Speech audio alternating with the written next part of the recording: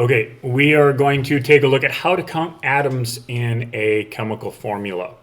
For starters, the thing that we need to make sure that we remember is all elements have one or two letters, and if they have two letters, the second letter is always lowercase. Like sodium is Na, capital N, lowercase a.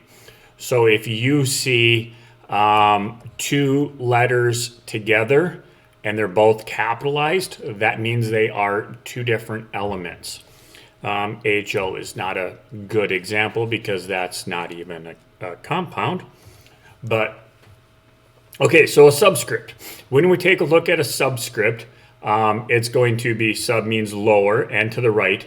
This means that we have two chlorines. So that is a Cl combined with a Cl. And if we take a look at chlorine, it's in group 1. So it's going to be sharing those electrons. But subscript, whatever is in front of it, that means that's what we have two of. So we have two chlorines. We have brackets. And in this case here, we have Ca, calcium with a subscript 3, bracket, PO4, bracket 2. So this could also be written as Ca3, and this bracket with the subscript 2 tells us that we have 2 of everything inside that bracket.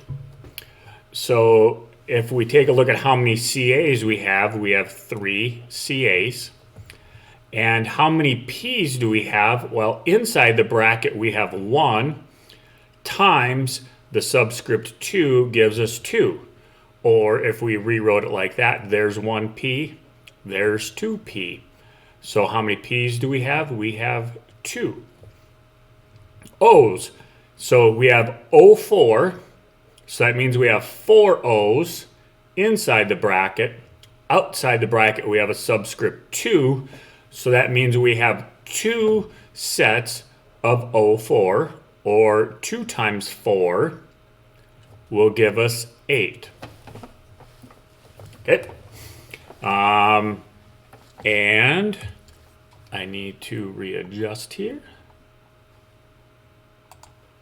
So sometimes we have a coefficient out front, and that coefficient tells us that everything that comes after it, we are going to have that many of. So if we have 3 C's, that means we have 3 C's. So here we have NaSO4. So Na is sodium, S is sulfur, O is oxygen. And we have a subscript 4 with the O. So that tells us we have 4 O's. But we have the coefficient out front. So that means we have 2 of everything that comes after it. So if we take a look at our NAs, we've got 2. S's, well, we have a 2 out front, so that means we have 2. And O4s, we have 2 O4s, or that means that we have 8 O's. So this O4 gets multiplied by 2. And that could be the distributive property in math, 2 times Na, 2 times S, 2 times O. Okay. So here's an example. We have H2SO4. The subscript of the H2, that 2 goes with just the H, and the subscript of O is 4. That 4 goes with just the O's. Okay. So let's do a couple here as an example to get you started. So 2 H2O's.